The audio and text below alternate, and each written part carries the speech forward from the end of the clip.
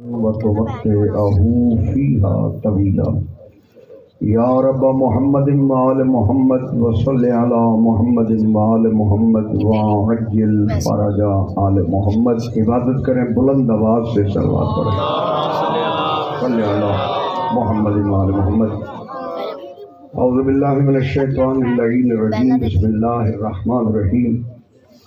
رب اشرح لي صدري ويسر لي امري واحلل عقدة من لساني يفقهوا قولي. یا بدیع العجائب بالخیر یا بدیع الحمد لآلہ والصلاة علی آلہا. اما بعد فقد قال سبحانہ وتعالی فی قرآن المجید. بسم اللہ الرحمن الرحیم. رب حب لی من الصالحین. صلوات بلند آواز.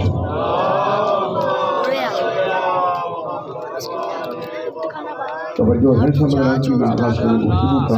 تھوڑی سی توجہ کریں. میں بڑا مختصر کیونکہ جس مخدومہ کی آج مجلس ہو رہی ہے، منسوب ہے جس بی بی سے یہ منصب یہ مجلس، خالق کائنات نے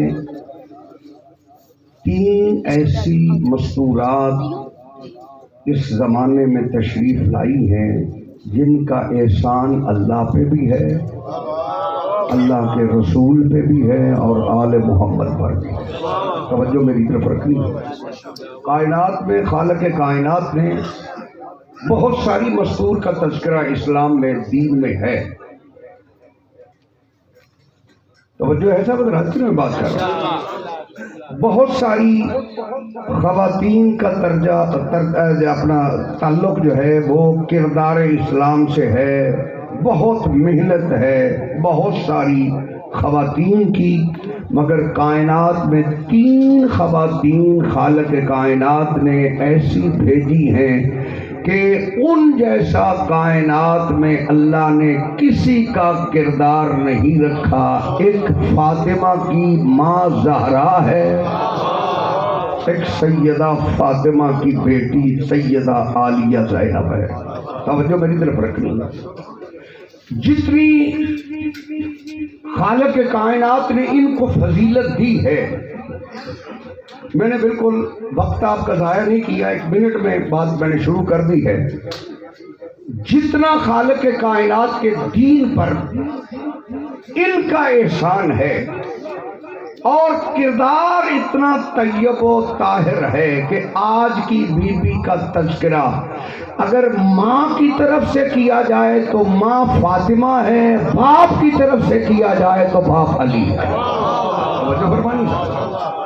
جس بی بی کا باپ یعنی بی بی کا شرف اور نسب ایسا ہے کہ نسب میں بھی وہ اتنی با کمال ہے کہ ماں زہرا ہے اور زہرا اس کی بیٹی ہے جس کا محمد بھی ممنون ہے.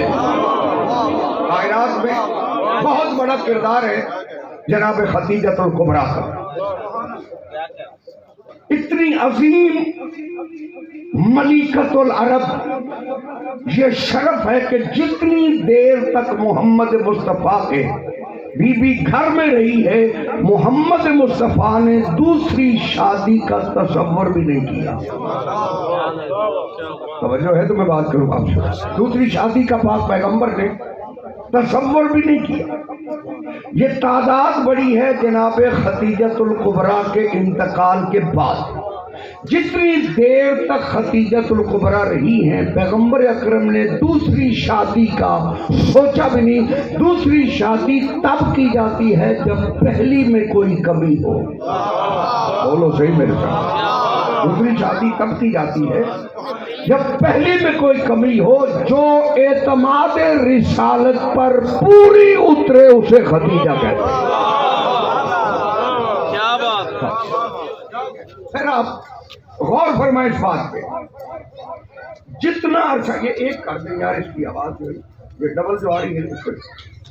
جب تک جناب خدیجۃ الکبریٰ سلام اللہ علیہا یہ جتنے لوگ کلمہ پڑھ رہے ہیں یہ 2 ہستیوں کے ممنون ہیں. مردوں میں ابو طالب کے ممنون ہیں عورتوں میں جناب خدیجۃ الکبریٰ کے ممنون ہے. یعنی اگر اولاد ابو طالب نہ ہوتی تو مصطفیٰ محفوظ نہ رہتے، اگر مال خدیجہ نہ ہوتا تو دنیا غنی نہ بنتی. یہ اعزاز جناب خدیجۃ الکبریٰ کا جتنا عرصہ رہی ہے اکیلی رہی ہے. اگر آپ قرآن پڑھیں تو قرآن میں جب اللہ نے ازواج رسول سے بات کی ہے یا 2 سے کی ہے یا زیادہ سے کی ہے، میں پوری ذمہ داری سے بات کر رہا ہوں، یا 2 سے بات کی ہے. قرآن کہتا ہے قد سغت قلوبکما، یہ آیت ہے، روایت تو ہے نہیں، حدیث بھی نہیں کوئی جھوٹی کہے، ہے آیت. جو آیت کو جھوٹا کہے وہ اپنی ماں کے کردار کا پتہ کرے، کیونکہ آیت پہ شک کرنے والا حرامی ہوتا. قرآن کی 6666 جو مشہور آپ کے لوگوں کے ذہنوں میں محفوظ ہے، ویسے 6236 جملے ہیں، 6666 آیات میں. اگر کوئی بندہ، میں نے آیت پڑھی انما یرید اللہ لیذھب عنکم الرجس اہل البیت ویطہرکم تطہیرا، کوئی شخص کھڑا ہو کے کہتا ہے کہ مجھے اس آیت میں شک ہے، ہر بندہ وہ شیعہ ہے یا سنی دیوبندی ہے یا اہل حدیث، وہ کہے گا یہ حرامی ہے، اس نے آیت میں شک کیا. ٹھیک ہے، بولو صحیح، یہ مسلمانوں کا عقیدہ ہے. اس نے آیت تطہیر میں شک کیا ہے، یہ حرامی ہے. اگر آیت میں شک کرنے والا حرامی ہے، جن کی شان میں آیت آئی ہے ان میں اگر کوئی شک کرے، لہذا جتنی دیر جناب خدیجۃ الکبریٰ رہی ہے اکیلی رہی. قرآن نے جب بات کی تو قرآن نے یا 2 سے بات کی ہے یا زیادہ سے بات کی ہے. میں قرآن کی آیت پڑھ دیتا ہوں. اللہ کہتا ہے قد سغت قلوبکما، تم دونوں کے دل ٹیڑھے ہو گئے. معلوم 2 سے بات ہوئی ہے، خدیجہ تو رہی ہی اکیلی ہے. بولو صحیح میرے ساتھ، یہ بات اللہ نے خدیجہ سے نہیں کی. خدیجہ اپنی زندگی میں اکیلی رہی. پھر قرآن نے کہا قل لازواجک و بناتک، کہہ دو اپنی بیویوں سے. بیوی خدیجہ اکیلی رہی ہے، تعداد خدیجہ کے بعد میں بنی ہے. جملہ سمجھنا، قرآن کو ساری زندگی جس کو کچھ نہ کہنا پڑے اسے خدیجہ کہتے ہیں. جسے کچھ نہ کہنا پڑے وہ جناب خدیجۃ الکبریٰ. اور یہ ضرور کہا جاتا ہے، دنیا سمجھتی نہیں ہے، یہ تو کہہ دیتی ہے کہ خدیجہ کے پاس رشتے آئے، بڑے مالداروں کے رشتے آئے، عمرہ کے رشتے آئے، تاجروں کے رشتے آئے، بڑے بڑے قبیلوں کے سرداروں نے رشتے کے پیغام بھیجے. مگر یہ تو سنتے رہتے ہو کہ خدیجۃ الکبریٰ نے انکار کیا. یہ کوئی بھی نہیں بتاتا کہ بی بی نے کیوں انکار کیا. یہ ہے کہ پاک بی بی خدیجۃ الکبریٰ نے، یعنی کفر کے دور میں، بت پرستی کے معاشرے میں، جو بھی رشتہ مانگتا ہے، سردار ہے، چاہے تاجر ہے، چاہے کسی بڑے قبیلے کا ہے، بی بی انکار کرتی ہے. یہ سب نے انکار لکھا ہے مگر یہ نہیں لکھا کہ بی بی نے کیوں انکار کیا. اگر اجازت ہو یہ صرف ہم بتا سکتے ہیں کہ بی بی نے کیوں انکار کیا. کیونکہ بی بی اس وقت بھی کفر کے معاشرے میں جانتی تھی کہ مسلمان لڑکی کا عقد کافر سے نہیں ہو سکتا.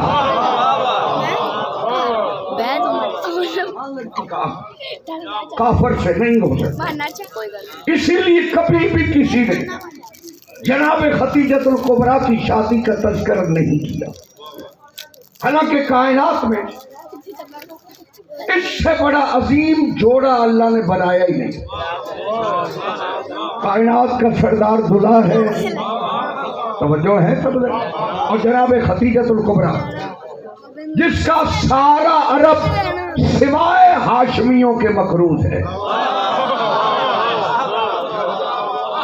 سارا عرب سوائے ہاشمیوں کے سارا عرب جس کا مقروض ہے. اور اس بی بی کی شادی کا تذکرہ کبھی کسی مسجد میں نہیں سنو گے, جمعے کے خطبے میں نہیں سنو گے, عید کے خطبوں میں نہیں سنو گے. کیوں؟ اس لیے کہ بیان کرنے والا جانتا ہے جب خدیجۃ الکبریٰ اور محمد مصطفیٰ کی شادی کی بات کروں گا کوئی پوچھ لے گا بارات کس کے گھر سے چلی,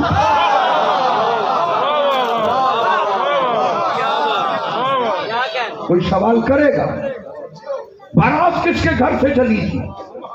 محمد مصطفیٰ کا سربراہ کون تھا؟ بات سمجھ میں آیا تو بولو. کس نے اپنے ہاتھوں سے دستار عبد المطلب محمد مصطفیٰ کے سر پہ رکھی؟ کس کا عصا تھا جو سارے راستے میں محمد کے ہاتھ میں تھا؟ جب بارات چلی تھی بارات کو دیکھ کے خوش کون ہوا تھا؟ دل کس کا جلا تھا؟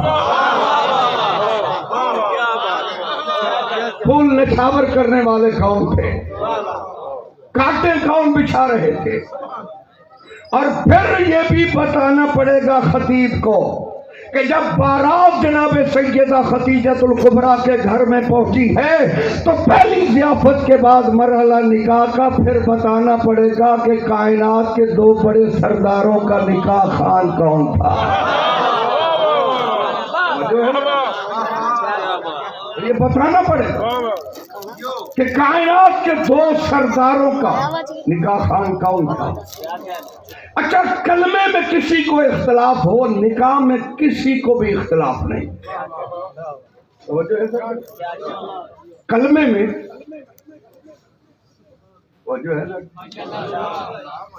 کلمے میں کسی کو اختلاف ہو سکتا ہے کہ ابو طالب نے پڑھا یا نہیں, لیکن نکاح میں کسی کو اختلاف نہیں. ہر کسی کی تاریخ نے یہ لکھا نکاح پاک محمد مصطفیٰ کا سرکار ابو طالب نے پڑھایا. روز آپ بات سنتے ہیں, میں ایک اور جملہ کہنا چاہتا ہوں. نکاح کے لیے ہر فقہ کا اصول ہے کہ اگر بندہ عربی جانتا ہے تو وہ اپنا نکاح خود بھی پڑھ سکتا ہے. توجہ ہے سارے. مولوی بتاتے اس لیے نہیں ہے کہ سارے کام آپ اپنے ذمہ نہ لے لیں. ویسے فقہ کا اصول یہی ہے کہ کوئی بھی ہو کہ نکاح اگر وہ عربی جانتا ہے تو وہ اپنا نکاح خود بھی پڑھ سکتا ہے. مولوی جڑے پرائیویٹ نکاح کرتے ہیں آپ ہی پڑھ لیتے ہیں. توجہ ہے سارے. نکاح خود پڑھ سکتا ہے اگر عربی جانتا ہے. اب مجھے ایمان سے بتاؤ شیعہ جو سنی, مجھے اتنا بات بتاؤ کہ محمد مصطفیٰ سے بڑا عربی جاننے والا کون تھا؟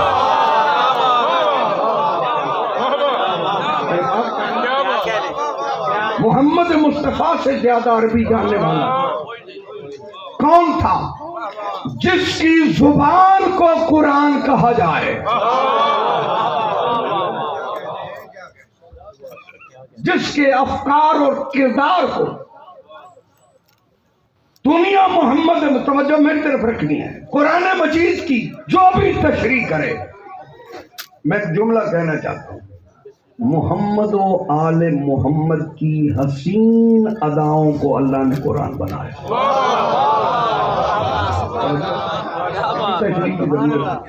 ان کی حسین ادائیں قرآن پہ. تو جب یہ قرآن محمد مصطفیٰ پہ نازل ہوا ہے, اس سے بڑا قاری کوئی نہیں, جاننے والا کوئی نہیں. پھر نکاح محمد مصطفیٰ خود نہیں پڑھاتے, نکاح ابو طالب پڑھاتے ہیں. توجہ, محمد مصطفیٰ کی موجودگی میں اللہ جس کے علم پر اعتبار کرے اسے ابو طالب کہتے ہیں.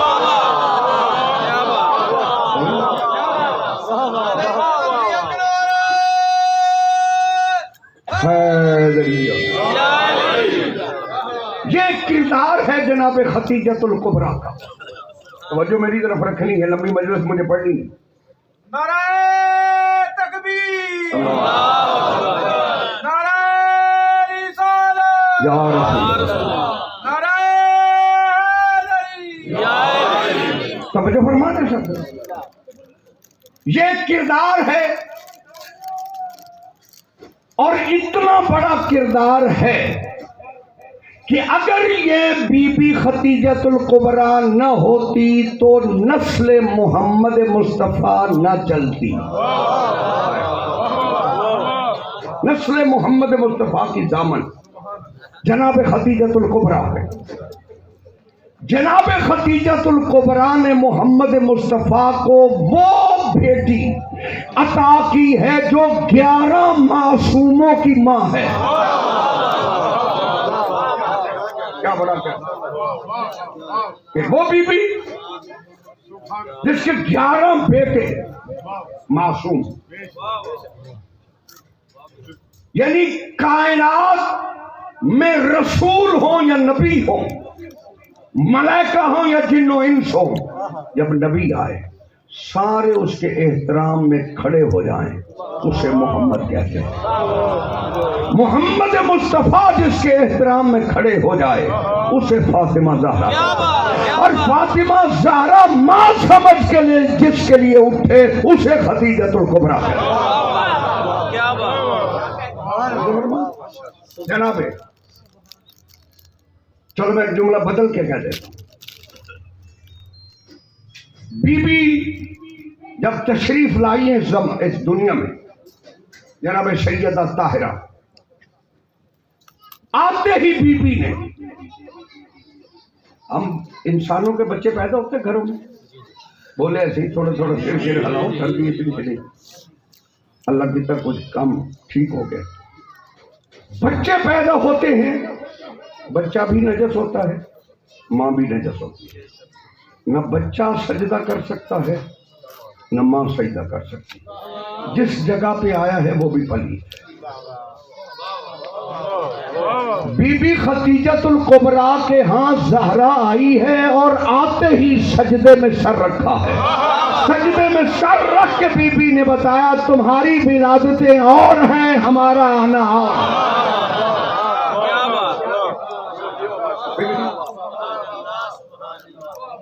بی بی آئی اور آتے ہی بی بی کے جو پہلے کلمے ہیں، بی بی نے آتے ہی کہا اشہد ان لا الہ الا اللہ وحدہ لا شریک لہ۔ یہاں کون پڑھا رہا تھا کہ الہ کون ہے؟ بولو صحیح ہے، اب سمجھ میں آیا کون پڑھا رہا تھا، الہ کون ہے؟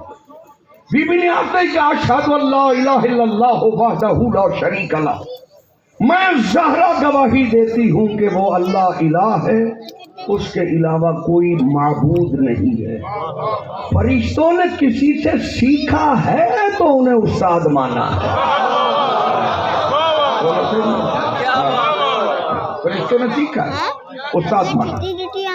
یہاں سیکھنے سکھانے کی بات نہیں ہے۔ بی بی آئی ہے، سجدے میں سر رکھا، توجہ کرنی ہے، سجدے میں سر رکھا، سجدہ کرنا بتا رہا ہے کہ انہیں طاہر کیا نہیں جاتا، یہ طاہر ہوتے ہیں۔ انہیں طاہر کیا نہیں جا سکتا۔ چلو اگر اجازت ہو تو میں ایک جملہ کہنا چاہتا ہوں۔ پانی طاہر کرتا ہے، پانی سے وضو کرتے ہو یا پانی سے غسل کرتے ہو، کیونکہ پانی طاہر ہے۔ اب بتاؤ یہ طاہر ہے، اس کو طاہر کس نے بنایا ہے؟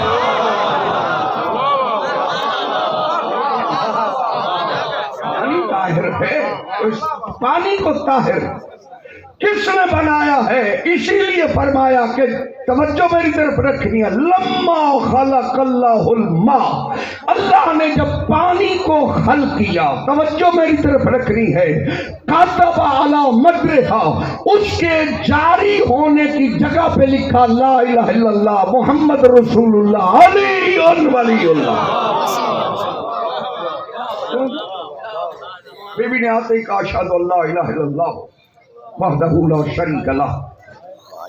دوسرا جملہ جو بی بی نے کہا، توجہ میری طرف رکھیں، ابھی آغوش خدیجہ میں آئی ہے، اور پہلا جملہ لا الہ الا اللہ کے بعد دوسرا جملہ کا اشہد ان ابھی محمد رسول اللہ، میں گواہی دیتی ہوں کہ میرا باپ محمد اللہ کا رسول ہے۔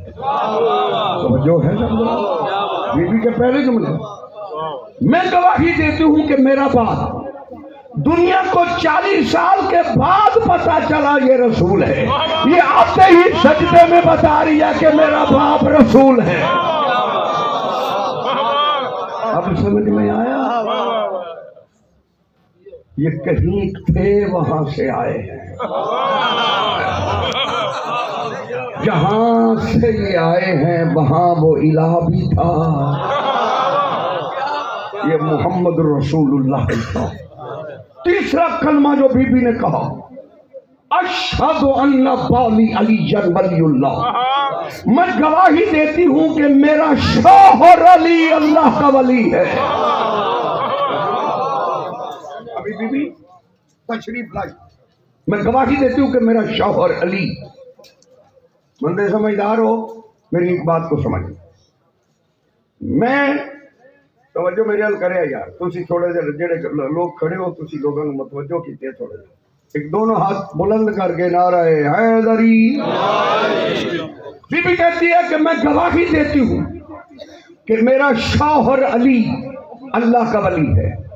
آج آئی ہے یہ شوہر کا اعلان کیوں کر رہی ہے؟ معلوم ہوا یہاں یہ شوہر نہیں بنائے جاتے، کہیں خالی شوہر۔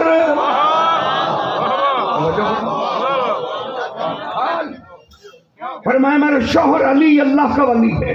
شوہر کا نام لے کر بی بی نے بتایا کہ جاہلو، ہاں توجہ میری طرف، جاہلو، جن بیویوں کی شادیاں ہو جائیں ان سے رشتے نہیں مانگے جاتے۔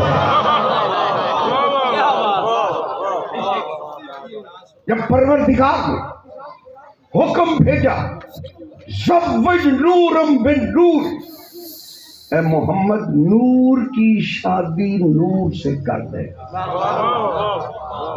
جو ہے تو بات کروں میں، زوج نورم بن نور، نور کی شادی نور سے کر دو۔ میں نے عرش پہ کر دی ہے، بولو صحیح میں نے عرش پہ کر دی ہے، فرش پہ تم نور کی شادی نور سے کر دی۔ توجہ میری طرف رکھنی، اور پروردگار نے، میں پورا خطبہ نہیں پڑھتا، ایک جملہ کہتا ہوں، اللہ کہتا ہے میں نے نور کی شادی نور سے عرشوں پہ کر دی ہے، وَصِدَاقُهَا الْأَرْض، میں نے ساری زمین فاطمہ کا حق مہر بنا دی ہے۔ ساری زمین فاطمہ کا حق مہر بنا دی ہے۔ حق مہر ہوتا ہے مرد کی طرف سے، مرد وہی دیتا ہے جو مرد کی ملکیت ہو۔ بولو صحیح، مرد وہی دیتا ہے جو مرد کی ملکیت ہو۔ یہ زمین پہ لیٹے ہوئے کو ابو تراب نہیں کہتے، زمین کے مالک کو ابو تراب کہتے۔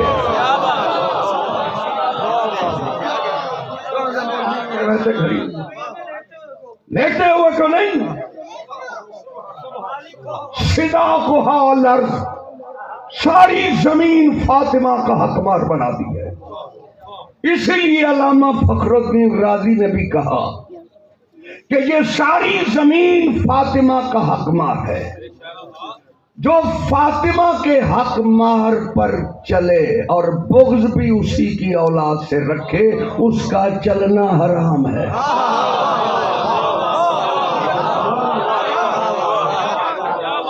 چلے زمین پہ، اس کا چلنا حرام ہے۔ پہلے سنتے تھے کھانا حرام ہے،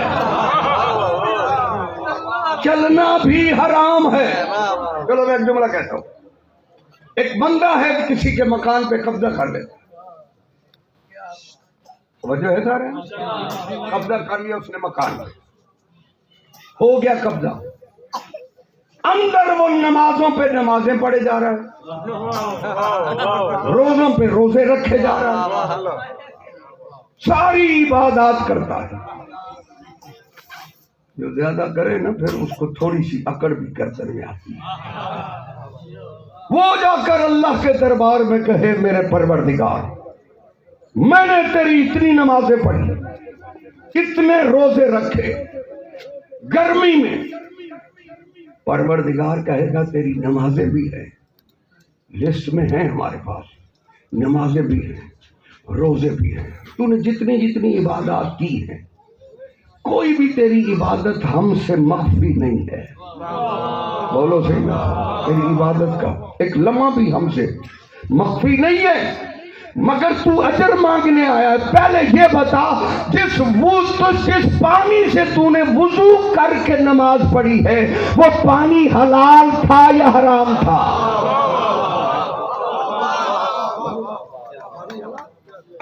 جب ہے ہی غصبی تو حلال نہیں، تو معلوم ہوا غصبی ہو تو نہ نماز جائز ہے نہ روزہ جائز ہے. بغض زہرا ہو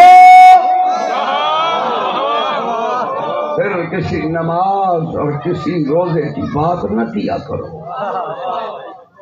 جب وضو ہی باطل ہے نماز کیا رہے؟ توجہ ہے سب طرح. بس یہ بی بی سیدہ زہرا جس کے لیے پروردگار نے جبریل آ کے پوچھتا ہے یا رب من حضرت تحت الکساء، پروردگار یہ چادر کے نیچے کون ہے؟ اور یہ عجیب اتفاق ہے، جب تک یہ عرشوں پہ تھے فرشی پوچھتے تھے عرش پہ کیا ہے.